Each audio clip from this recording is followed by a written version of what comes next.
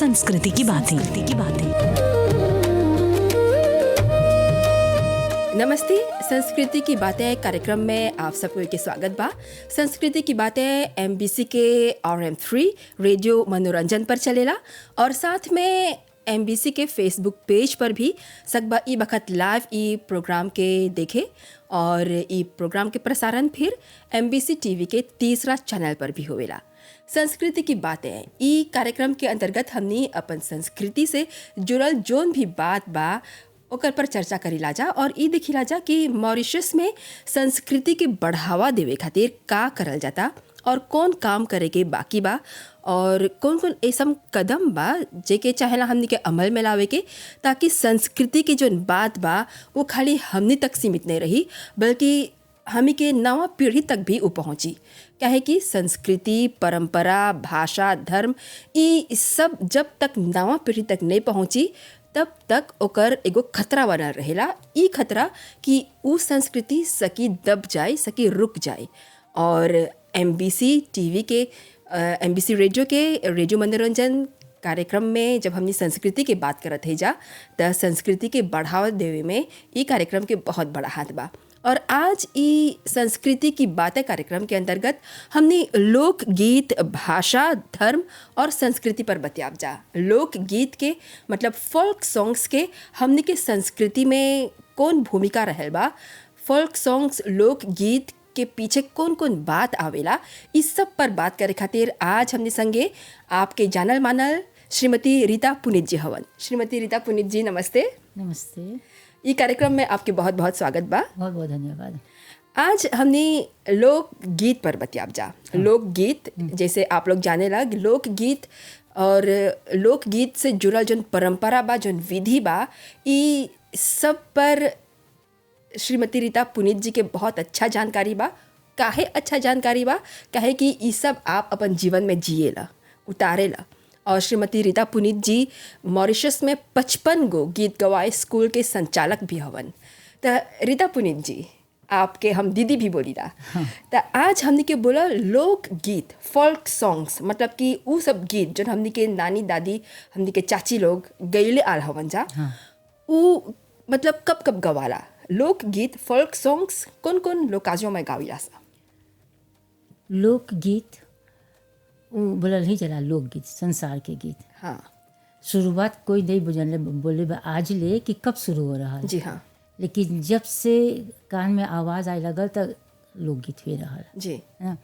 लोकगीत के बहुत तरह के जगह में गावल जाला, जैसे काली माई में, जी मंदिर में और घर में, शादी में, और हम जितना संस्कार के विधि बा। नया जन्म वाला बच्चा के तब से और जब तक हमें घाई सतर लोकगीत तो हम ये संगे बा, जैसे जैसे हमें के आयु बदला। फिर अंत में जाला जहाँ हमने अपन आँख मुंदेला जा। हाँ लोकगीत हमें के जैसे जैसे हमें के बरिस आवेला, हमार देखे में वैसे वैसे हमें के लोकगीत बा। एक कुछ में नहीं सकब हमें याद करी कि कौन कौन गीत, लेकिन जब से हम जाने ला लोकगीत के, जहाँ पूछब जा नानी दादी लोग से, तब हाँ बा पानी भरे जाता, पानी भरे के गीत बा, धीरे धीरे पानी गिरता तो हव के गीत बा, पानी नहीं रही तो ओकर गीत बा। समुद्र गईला तो जब जुआर आवेला हव के गीत बा, पहला बहिन है तो भाई है ना, हई सब के गीत बा। जब सूखा पड़ेला तो ओकर गीत बा, हर परौरी गाय के, है ना। लड़का लोग नहीं पढ़ाता तो हव के लोकगीत बा। तो हमी के जीवन में लोकगीत एगो परम हिस्सा है और रहल अभी तक बा और वैसे आगे भी रही। जी हाँ, मतलब कि रीता पुनित जी बोलत हवन लोकगीत के हमने के जीवन में अलग अलग समय पर, अलग अलग मौका पर, अलग अलग मौसम में हमने गाविला सा। चाहे वो प्रकृति से जुड़ल रही, समुंदर के बात करलन, सूखा के बात करलन, फिर संस्कार के बात करलन, विधि जब होवेला, कोनो भी काज करत हवा, कोनो भी बात उठता त एगो लोकगीत बन जाला। अब दीदी हमने के ई बोला कि ई सब लोकगीत जब बोलत हवा हमने के जीवन के एगो अहम हिस्सा है, तो ई सब लोकगीत में कौन कौन ऐसा बात आवेला जोन कि हमने के संस्कृति से जुड़ल बा? देखा लोकगीत में जैसे पहला ले अब जब माँ गर्भवती बा, हाँ कैसे संस्कार देव सा आने वाले पीढ़ी के। तो लोकगीत के दरमियान आंचल में बहुत तरह के फल डलाला कि जैसे फल तोहरा आंचला में भरत है तो हमें के जो आने वाली पीढ़ी बा फलित रही, जी है ना, चाहे वो लड़की रही चाहे लड़का रही, दोनों सभी के रहे ना। अब दूसर बात है, जब बच्चा चला दुनिया में ओकर पहला जोन जोन तैयारी होला नहान के, बहुत अहम बात है ये सब। दाई माँ अब सबसे पहला सरसों खोजेलन, हाँ पीमा खोजेलन, नमक खोजेलन, द्वार में के थोड़ा सा जो घास बा बीज लेवेलन। तो इस सब के मतलब है कि जो 5 तत्व है उनकरा लेके आँच प्रकृति के 5 गो जन तत्व बा, तत्व बा आँच और बोला ऐसन ऐसन जहाँ संस्कृत जोन हमी के जोन प्राकृतिक में बा कुछ बेकार नहीं बा। उस सब लेके जब दाई माँ छेलन तो तोरा कितना तरह के संस्कार मिल गल हो जी। वो तुरंत ओकर में नहीं आए, लेकिन आयु के अनुसार समय के अनुसार वो हमी पर आवेलन। धरा एगो आशीर्वाद मिलल बा जन तोहरा जीवन के हर कदम पर पड़ले आई। हाँ तो रखा था, हाँ हव पीढ़ी में जाता तो रखाल बा, तोहर बुद्धि से काम होता वो आवेला। इसे हम ही सोचिला अपन के कि बुजुर्ग लोग से भेंट होल बा हमर बहुत। जब बुजुर्ग हो जालन सा तब कुछ ना कुछ लोग भुला जालन जा, हाँ कि नहीं, लेकिन बातचीत करते हुए तू पता तोरा लग जाए कि कहाँ जात हुआ कौन कौन सा इशारा देवत हूँ सकेला नहीं सकत बोले, लेकिन इशारा उनकर हुआ बा। प्राकृतिक हमें के सबसे पहला डॉक्टर है जी। अब ई जो बात बोलत हुआ कि आशीर्वाद के बाद बा, संस्कार के बाद बा, प्रकृति ई सब आवेला।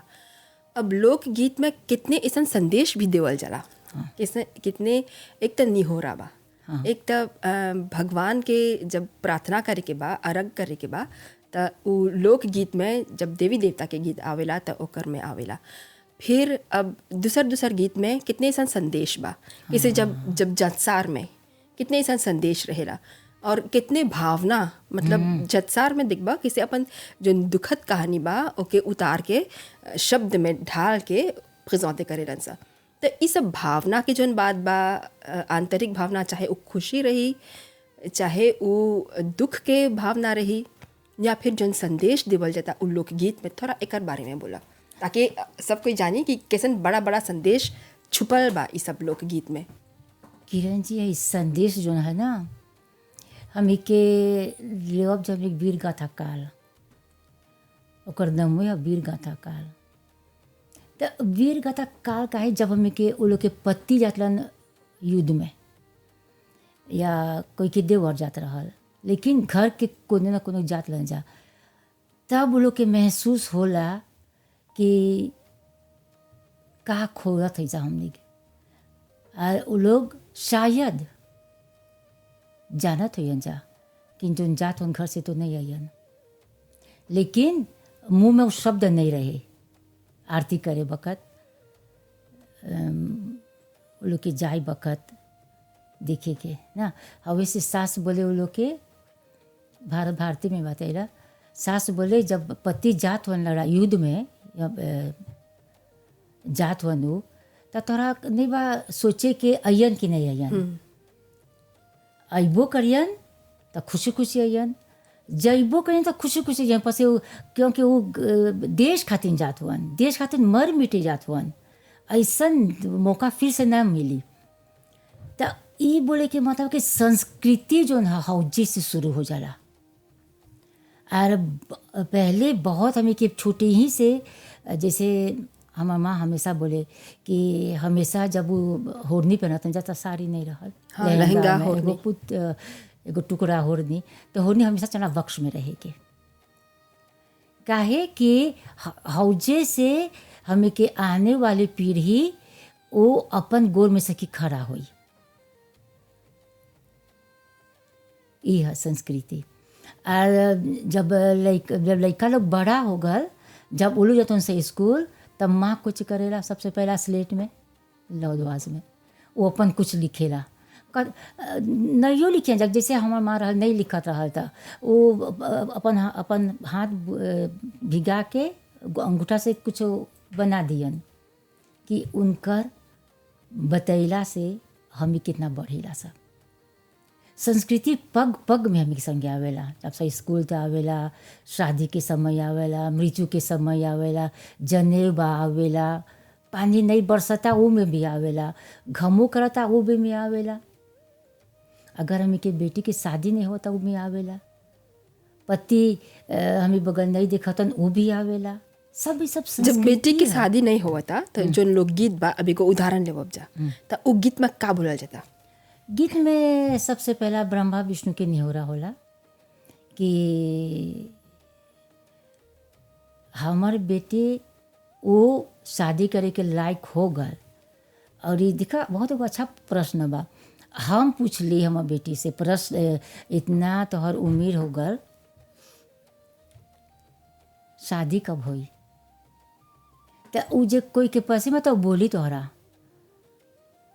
डर के लेकिन बोली तोहरा तब माँ जाने बात नहीं चला था लेकिन जब लड़की तोहरा नहीं बोली अभी हम नहीं करब हम तब संस्कृति बस वही बोला कि माँ के चाहना सोचे कि माँ के चाहना समझे कि बेटी अभी नहीं तैयार होल बा अभी ओके जबरदस्ती नहीं कोई के गले बांधा हाई संस्कृति है बाई फोर्स करबा तो तू पछताइबा है बहुत एगो अच्छा संस्कृति में के मिलल बा और जोन आने वाले माँ बाबा वो लोगों चाह समझे के बेटी जहाँ खुश हो तब कर दे वहाँ पर और जब बोलता नहीं अभी तब इंतजार कर फल तब हाँ, या फिर तैयार कर हाँ। नहीं शायद तैयार हो ही गलबा लेकिन वो अपन नज़र में देखत हुआ हाँ जहाँ उनका अच्छा पड़ी जी और अभी हम शुरू में बोलली कि आप देश के 55 गो गीत गवाए स्कूल के संचालक हवा तो नहीं सकब जा गीत गवाए पर थोड़ा नहीं बतियाए गीत गवाए के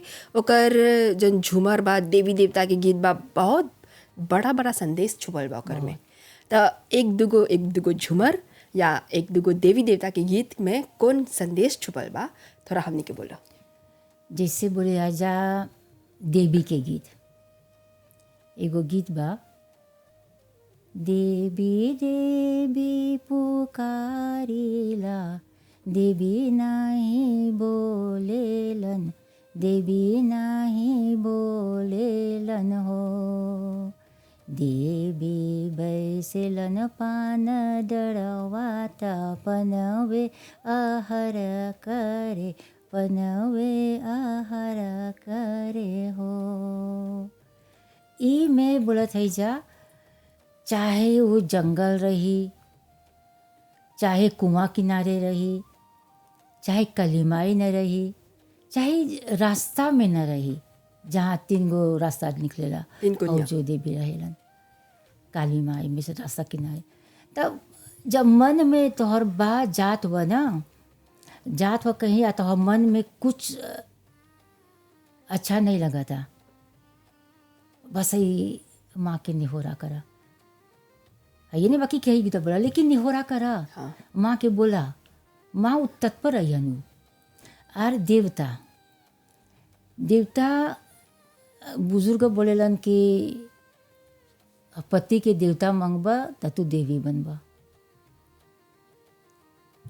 आगे जोन दाई माँ आवत लन जा तो लोग अपन कमो करियन जा और बोलियन जा तोरा है सीख तोरा दियन जा ऐसे तो कबो हम पूछले ही दे जा हम दाई माँ से कि देवता पति कैसे देवता बनी कैसे सकता सोचे कि पति देवता है जी लेकिन क्योंकि देवता के तम अरज करी जा कुछ चढ़ाए ला जा तो दाई मामा से बोले जब पति जालन काम करे तू घर में हवा तो उनकर चार निकलबा रोटी निकलबा या कुछ उनकर बस्ता में तैयार करबा और वो चाहिए उनकर जूता भी निकलबा तो जब है सब करत होता वो देवता बन गया जाने अनजाने तू उनकरा स्नेही व्यवहार करत हो उनकर संगे जोन देवता के साथ करल जाला हाँ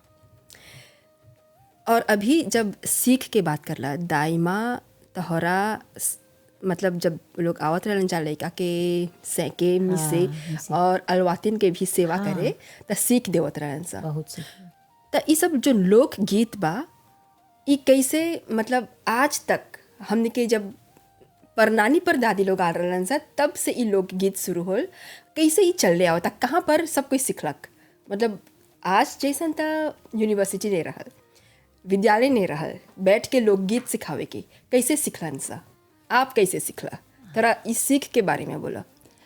हमरा हम कीर्तन रामायण बड़े करत और हमेशा जब कीर्तन जब रामायण गपना तो हमार में कहीं पर रहल नानी के गीत, कलकत्ता से छूटा जाओ वही तक जौता में कसार भाई गया पिसियन जाना, तो वही सब गीतवन गयन और हमी के बोले आके आके सीखे के और जोन जोन बैठका में पढ़ले से हवा के सुनाए के जब वो सुनियन तो जब हमी के सुनियन तो हमें बोला नानी अब तू गावा तू तो नानी गयन कलकत्ता से छूट जा ऐसे जौता चलते चलते तो ये सब गीतवन रह गल हमार कहीं ना कहीं मगज में। जब गीत गवाए के जब बात होल तो हमार दिमाग में रहल रामायण मंदिर में करत लीजा तो कबो कबो एक आध वही सब गा देवत ली तो हम सोचली एक दिन एक रामायण में डालब, रामायण में तो रामायण में डाले लग रही ऐसे ऐसे तब गते गते हमरा बहुत हमारा अच्छा एगो जैसे कब बोले हमार मित्र रहल, हमार बड़ा दीदी सन रहलन उमा बसगी जी। वो हम जब कोनो कार्यक्रम लेके चलत ली तो बीच बीच में कुछ बोलबा भजन के बारे में या गीत के बारे में तो उनका देखा कि हमारा कि कुछ बा तो वो हमरा घर आके भेंट कलन बोलन इतना सब कला रामायण करत हुआ कीर्तन भजन लेकिन एगो काम तू छोड़ देला हुआ है, छोड़ के तू नहीं दुनिया ने सब छोड़े। तो हमने किसन किसन नहीं जाना था हम तो बोले गीत गवाए, तो बोले गीत गवाए हम नहीं जाने, हम कल सुन रही, बोले तू सकबा करे। थोड़े दिन में वो जनता और मसलन है नहीं उन्हें बहुत मिल गल धला। उस दिन पहला दिन जो नमी के लोक परंपरा गीत रहल 22 गो रहल एक दिन में मॉरिशस भर के पेचकाफे के मंदिर में रहल। तो उनमें चुनी जी भी आ रहलन, सरिता बुद्धू जी भी रहलन और बहुत बहुत ऐसे महानुभाव जी रहलन जा। तो हमें के हर एगो गीत के मतलब अक्ते ही उड़ के बता देती गीतों में हई सब चीज़ बन बातें। तो ऐसे करते करते किरण पता नहीं कब गीत गवाई इतना बस गल कि मानना जाए हमारे एगो अंश हो गल बातें। और हम बहुत प्यार करेला, हमारे देखे में गीत गवाइयो हम प्यार करेला, हमरा अच्छा लगेला। नहीं बोला कि कीर्तन भजन छोड़ देली, नहीं हाँ। वो कीर्तन भजन भी रामायण भी होवेला, लेकिन अभी माने जाए प्रथम स्थान में गीत गवाई बाबी जी। गीत गवाई के सबसे बड़ा शोभा है अगर झूमर सब कोई जानेला, बल्कि आजकल झूमर हर एगो प्लेटफॉर्म में गावल जाला। तो एगो झूमर जो तोहर सबसे मन पसंद बा ओकर थोड़ा बोल हमने के सुना के उ झूमर में जो अर्थ छुपल बा वो अर्थ हमने के थोड़ा समझावा। सब कोई सब कुछ गावेला लेकिन अर्थ के बारे में कमती जानकारी है। हाँ वो तो झूमर हम पेंधिला सरिया जोली लगे के, हम पेंधिला सरिया जोली लगे के, तोहर भैया हमरा नीरे खे गे ननदो, तोहर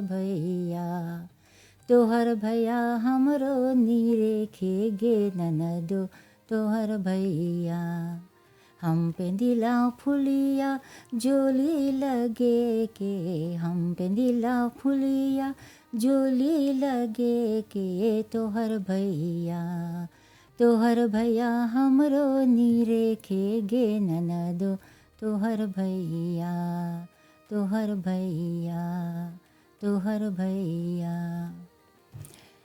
ई में ननद भौजाई में बहुत कोई जानेला कि छेड़खानी होवेला।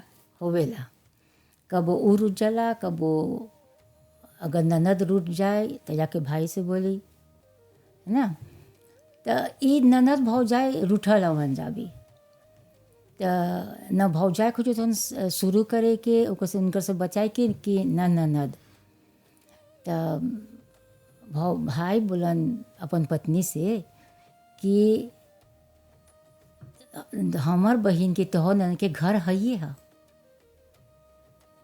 तू हुआ से शादी कर कैला तोहरो घर हइजे है, लेकिन तोहर घर हियाँ के हइजे रह जाए, लेकिन हमार बहन के घर उ दूसर बगल बसी।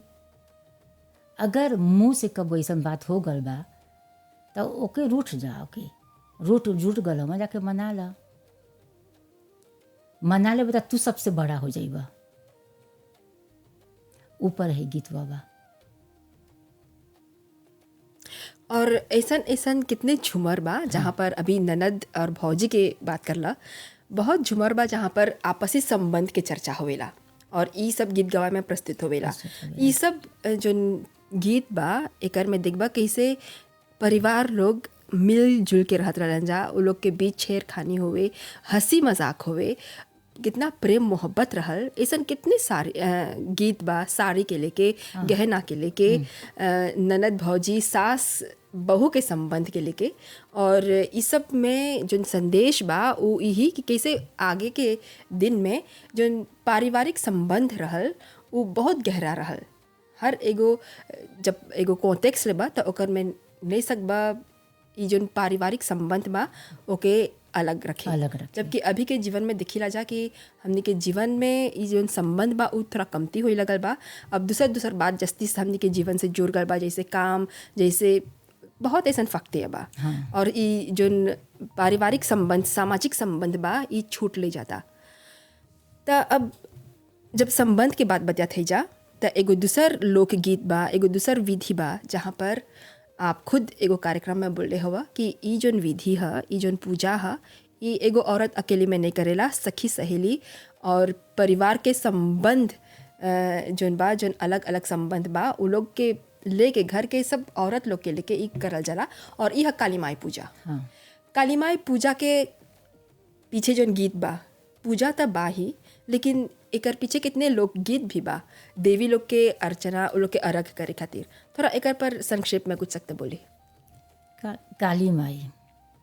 काली माई के उनकर जगहवे देखा जाए तो बहुत एकांत में रहेलन, क्योंकि बोलल जरा एकांत में रहबा तो तोहर बुद्धि बहुत ठंडा रहेला आ तोरा सोचे के विचारे के तोरा बहुत अच्छा समय भी मिलेला।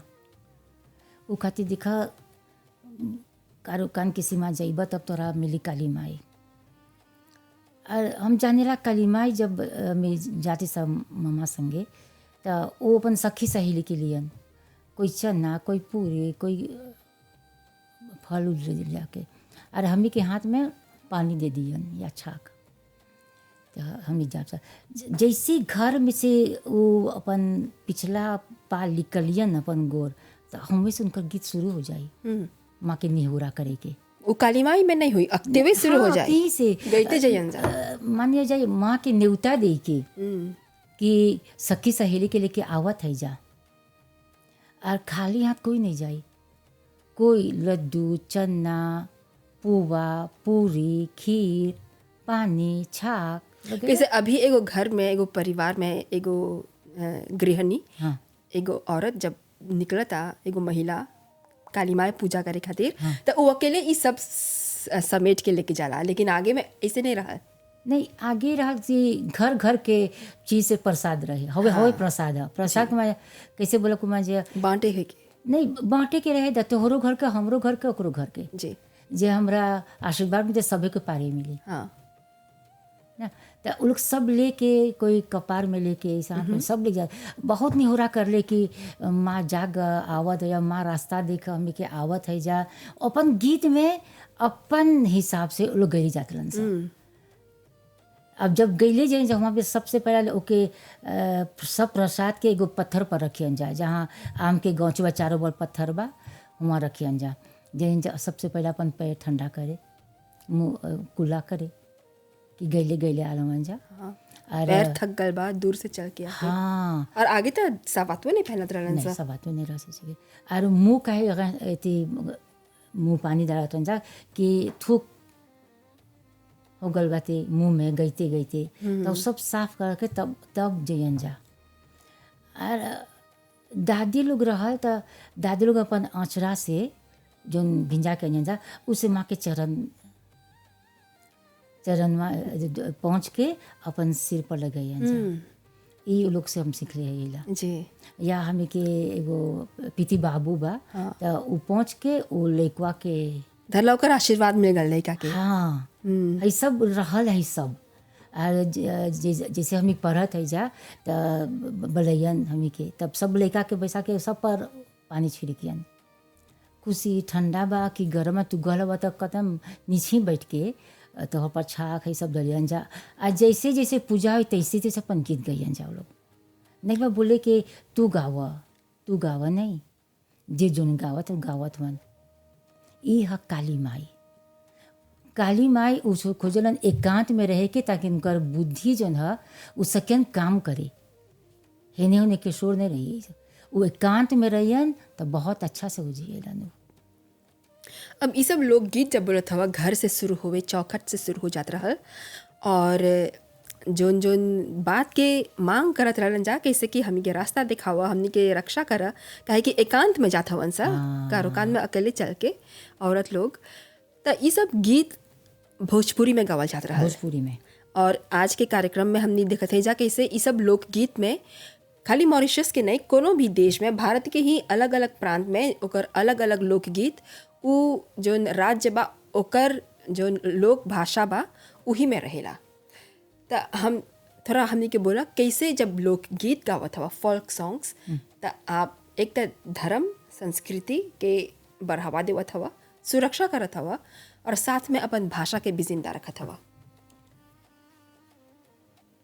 जाने जोन गीत है देवी के ना वो तोहरा नहीं बा कोशिश करे के कि हम हमरा के बसा नहीं।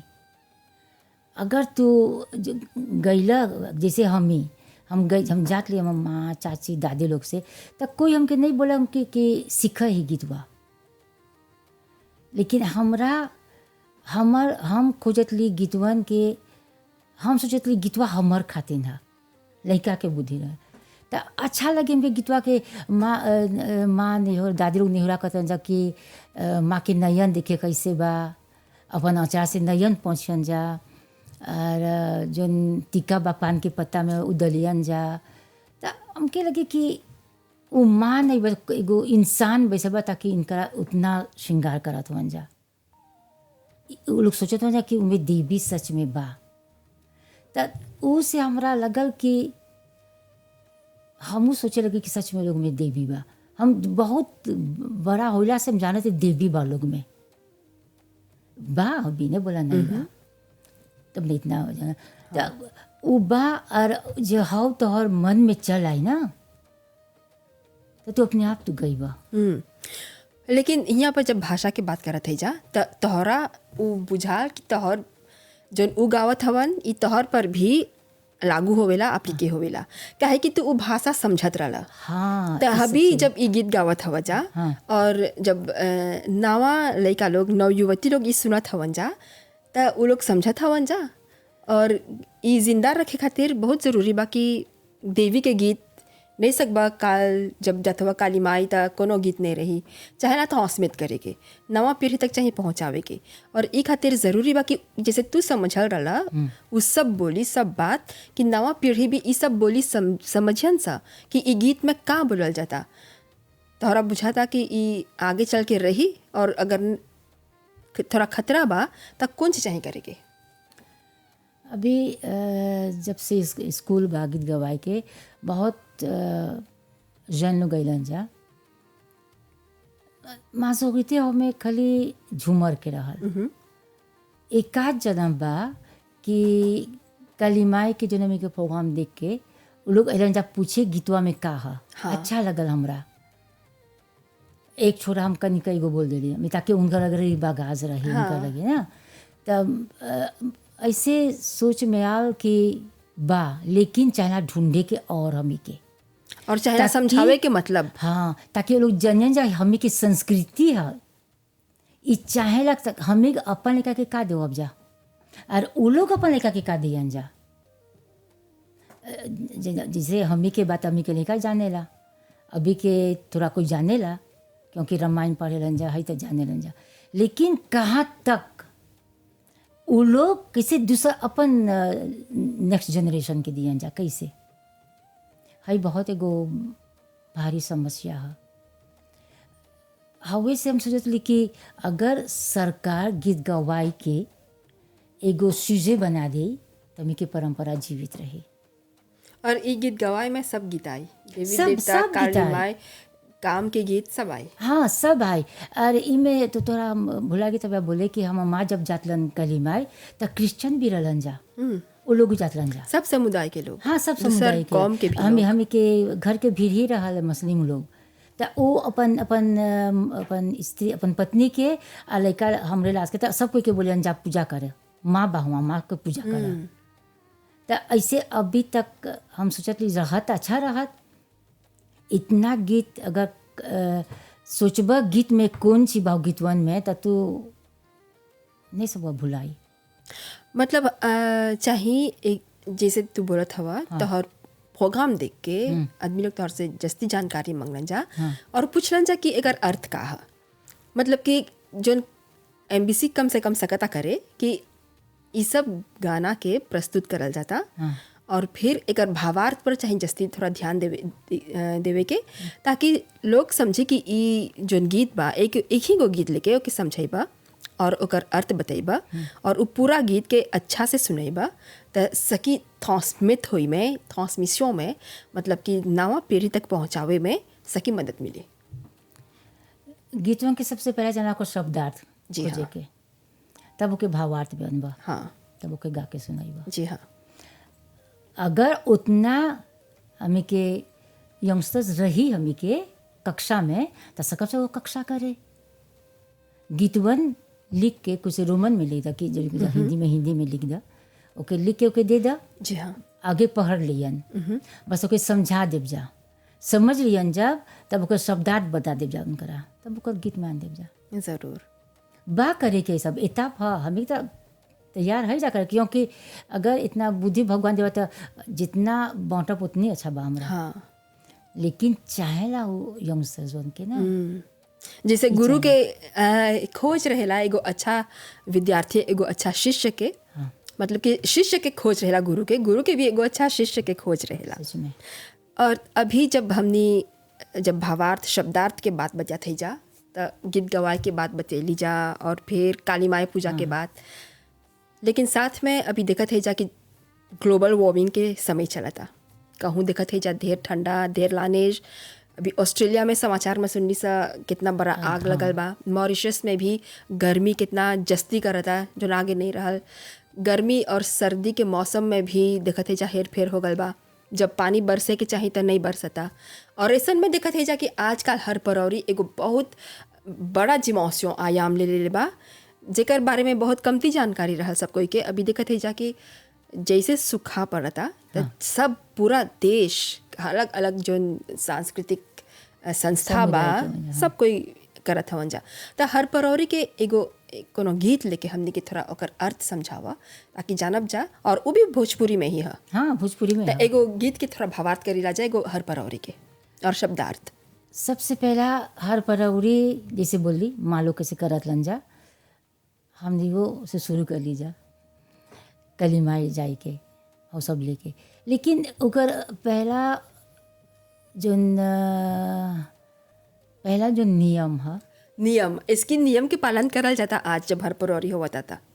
अभी वो लोग पता नहीं है ना, जो हम हर पढ़े था वो नियम से रह, क्योंकि तब पति रहलन लोक परंपरा गीत में।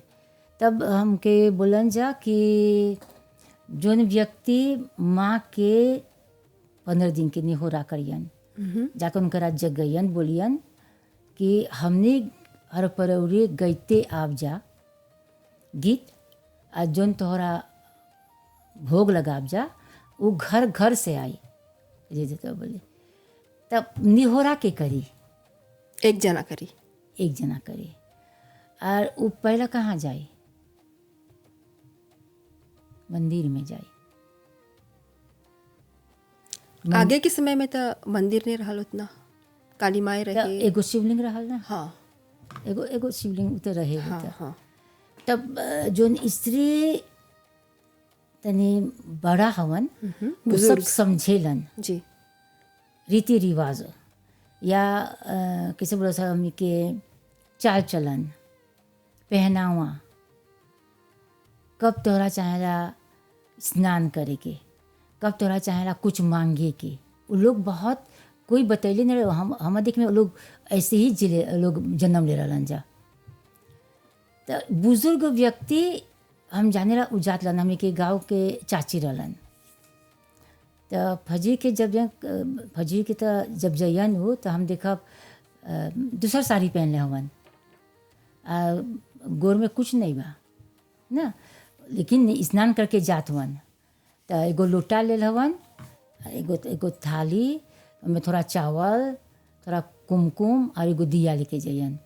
तो वो बोले जयन सब कोई के, क्योंकि आगे दरवाजा ये सब कहाँ रह गेट उ सब नहीं रहल, द्वार सब खुलल रहल। हाँ तो द्वार जैसे यन तो बोलियन समय हो गल जाते सगे तो लोगो चला सा ऐसे। तब हमें तब मंदिर जब जयन वहाँ पर तो सबसे पहला वहाँ के जो लुटा ले रहलन वो अपन थोड़ा सा पैर में छिड़कियन। अब जयन जहाँ शिवलिंग बा वहाँ घूम के जय हरा घूमियन तब को बोलियन हम प्रार्थना स्वीकार कर, प्रार्थना अभी बोले नहीं हो, प्रार्थना स्वीकार कर स्वीकार। तो ये मतलब है कि भगवान के जगावत लन, ऐसे नहीं कि भगवान सुतल हवन ओके झंझोरत हवन कि देखम कौन सी मांगे आ रही हम अकेले नहीं, हम सखी सहेली लोग के लेके और हाथ में कुछ बा, कोई लड्डू ले बा, आगे पता नहीं लड्डू कैसे नहीं रहल ना, वो नहीं रहल ना। तो चावल पीस के बनावत लन जा, अच्छा। चावल भूंज के ओके पीस के प्रसादी से बनावत लन जा या आटा के। तब कोई ये सब लेके जयन जा, कुमकुम सिंदूर, आम के पत्ता, पान के पत्ता, बेल के पत्ता, ये सब। तो सब कोई अपन अपन जैसे जैसे घूमियन जा उसे सब अपन चढ़ैले जयन जा। तो वो गीत गयन, जो चाची रहलन वो अपन से मंगन हमके इतना कोई आ रही जा, हमें के भिंजा दा, लटपट करके हमें भिंजा दा। तब अबरी तोरा हम ये नहीं सोचा कि तोहर लगे नहीं बाही चीज वन तोहरे ना से लेके तोहरे देवत है जा, काहे पसी हम अपन हाथ से देवत है जा तोरा। बहुत अच्छा सोच रहा लोग के। हाँ भगवान देवत हन सब, लेकिन तो पौधावे में ना बा, हमें उनकरा तुर के आनत है जा धो के तोहरा चढ़ा अपन हाथ से। तब भगवान हमें के बात सुना, हमें के अकाल में है जा, और हमने के पेट भरेला जमीन से धरती माँ से। तब धरती माँ के तू प्यास नहीं बुझेबा तो कैसे में जियब जा। आज जब हमें नहीं रहब सा तो हर नहीं हो रहा के करी। बहुत एगो कैसे बोलन जा कि सुतल शेर के जगा देला। जब हम पूछली दादी से काहे से बोला तो बोले सुतल हवन ना शेर, तो चला ओके झंझो के जगा के बोले कि बरसात आवा था उठा। तो हम ही नहीं झंझोरा के झंझोरी। तो बोला तो बाबा से शिव बाबा से कि तू हमें के देले जाइबा तो कैसे हमें करब सा। हमने नहीं सा हमें बोले थे हमें के पानी द, हमें के चाहेला पानी। आगे तो बहुत बड़ा बड़ा सरोवर रहल और समुद्र जात लन जा, नदी जात लन जा, अपन लोग कपड़ा उधर कैसे कहियन जा, कहाँ से आने जा पानी। तो ये सब बोल के और कोई रोवत रहल हमें। ढपला जाने ला ढपला, हाँ तो ढपला बचावत लन जा। अभी तो थोड़ा दिन में तब धुलुक निकलल तो लोग एगो ढपला रहल, ढपला बजा बहुत रोवत लन जा समय लोग रोवत जब बाय फोर्स नहीं, वो लोग के गीतवा में करुणा रहल, वो लोग के कुछ दुखाई वो लोग के मांगत रहता। भगवान के नहीं सुन कि भगवान के नहीं बता कि भगवान देखा हम इतना रोवत हम के नहीं हाँ है ये को बात है। हाँ वो असली में वो आवत रहा। हाँ क्योंकि वो लोग दर्द के साथ जियत लन सा। कोई के दिखबा उनकर गोर बा चलते चलते में इतना फाट कर हम तब देखा थी जब धोवत हैं ज़्यादा दोनों इतना मजा कि वहाँ पर सब को रुपया डाल दी। उतना फाटल लेकिन पैदल ही आवत लन जा। तो और कोनो के देखबा कि घाम से इतना लोग के हाथ जल गल बाटे, फिर भी वो लोग सब कोई आलमन जा। वो लोग के एक गो साड़ी बा। हम देख रही मम्मा साड़ी सांझ के पहन दी तो ओके धो के ओके डाल दी अंगना में, तो फजर क्या हो पहन दी। और वो लोग के जो कपड़ा रहल जाता काम करे ओकर असली कपड़ा रंग नहीं जनबा, औसे रहल। इतना ले देते हो जाए देते ना फाट गल तो दूसरा कपड़ा के पीस डाला। अच्छा अच्छा। हो फट जाता दूसरा डाला। कपड़ा के धरला ओकर रंग रूप साँझे हो गल बा। तो हमू तब हम पूछो माँ से तो कपड़ा काहे इतना कुलिया कुलिया के, तब बहुत रोके बोलन ऐसे ऐसे।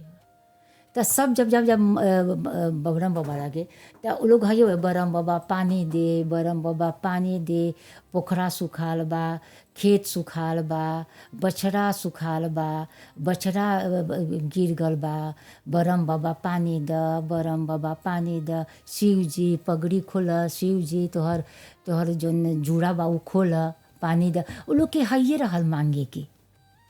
वो लोग नहीं मांगा कि हमार बच्चा हमें के लड़का नहीं पढ़ा था पढ़ा हुआ, हमें के लगे धन नहीं बा धन द, नहीं। वो लोग हर परौड़ी के है मांगत लन जा। और है वो लोग के रहल अचरा लेके ऐसे उठा उठा के मांगत लन जा। और जब और सच में पानी बरसे, सच में पानी बरसे, सच में रात के देबा थोड़ा पानी से आल, लेकिन बिहान में तक पानी बरसा था। बहुत खुशी, सब लड़का लोग खेली अंगना में और सब माँ लोग अपन खेत जइयन जा, पानी डाले सिवा सब्जी तुरे कि प्याज रोपले हम जा। लोग प्याज लहसुन सब रोपत लन जा, सब आनत लन जा। और तब हमें के जो ताबिस्मा रहल ना, वो लोग के खुला रहल, वो लोग के जाके तुरे के जाके कुछ आने होने के ये सब रहल जी। क्योंकि गरीब रबा तो चारों तरफ से रास्ता खुलेला। हाँ, तो अभी जब ये लोकगीत के गहराई में जाते ही जा तो देखत है ऐसा कि कैसे एक तो भाषा के बात आवता, हर एगो जन संस्कृति है ओकर पीछे भाषा रहेला। मतलब वो भाषा के माध्यम से सकबा ये सब बात के अभिव्यक्ति करे, एक्सप्रेशन जन है वो भाषा से आवेला। साथ में देख ली सा कैसे कल्चर जन है, संस्कृति जन है, ये हर एगो लोकगीत में कूट कूट के भरल बा। और अभी जब आप इतना प्रकृति के साथ साथ भगवान के भी बात करत हवा, देवी देवता, तो लोकगीत में देवी देवता मतलब कि धर्म के भी बात आवेला। लोकगीत में खाली झूमर होला, हंसी मजाक नहीं बा, एकर में सब कुछ बा। एकर में धर्म बा, संस्कृति बा, व्यवहार बा, शिष्टाचार बा। हाँ, संस्कार के जितना बात बा, जितना वैल्यूज़ बा, ये सब लोकगीत में आवेला।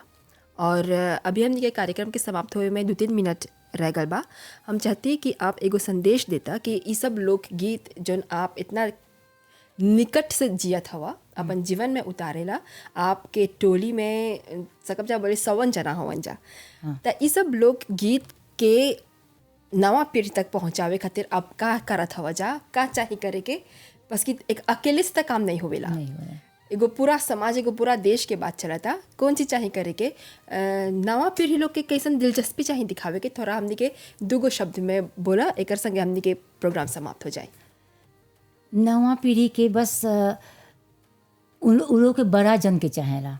अगर अभी बड़ा जन सुनत बन जा और खोजत बन जा कि लड़का लोग लेके चली, एक जना से नहीं हुई, लेके चली, तो उन लोग के चाहना लड़का लोग के बताए कि अगर उन लोग में नहीं सकत जब बताए तो हमें के स्कूल बा पे चकाफे में गीत गवाई स्कूल वो दिन सकब जा एक दिन खाली लड़का लोग के लिए। हाँ, कौन से लेकुल में सकब जा करे या शनिवार के या रविवार के 1 घंटा हो तो हमें के लड़का में चला ये सब जी। ये सब माँ बाप पर दे देती बा, दीपान। हाँ, दीपान है। ये सब माँ बाप चाहे ये सब रखे के तो होई ज़रूर। 20 गो लड़का तो हो जाए, जल्द में कि 10 गो लड़का से हो जाए, 10 गो लड़का 10 गो बोली ओके बोली 10 गो तैसे हो जाए। तो ये सब जितना श्रोतागण सुनत बन जा सुना जा, सबके कपार में ये आग बा। अगर चाहते जा कि हमें के परंपरा जीवित रही तो हमें के सब कोई के हाथ में बा, एक जना के हाथ में नहीं सके रहे। बहुत बहुत धन्यवाद रीता जी। कार्यक्रम के समाप्त हुए में 1-2 मिनट रह गल बा। जैसे रीता जी बोलन, सबके कंधा पर ई जिम्मेदारी आवेला कि कैसे हमनी सकब जा अपन लोकगीत के माध्यम से धर्म, संस्कृति और भाषा के बढ़ावा देवे। आज ये कार्यक्रम हैजे पर समाप्त हुआ था। बहुत धन्यवाद रीता जी। धन्यवाद किरण और जी। आप सब कोई के आपके ध्यान खातिर धन्यवाद। अगला सोमवार के 2 बजे फिर मिलब जा रेडियो मनोरंजन पर। नमस्ते। संस्कृति की बातें।